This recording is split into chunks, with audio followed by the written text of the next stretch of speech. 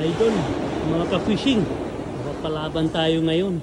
Ginapang ko, kita mo yung kamalong yan, yan ang pinagsabitan ko sa torque converter.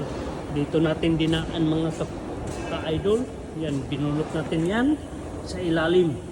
Nandito yung torque converter, medyo mahirap gapanin.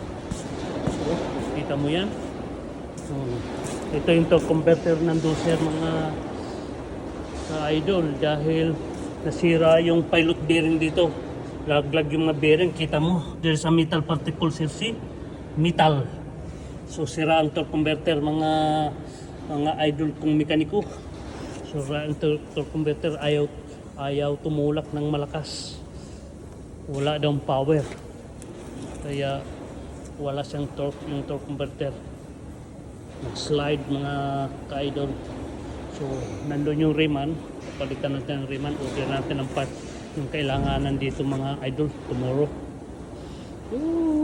Pagod mga ka-idol, pagod.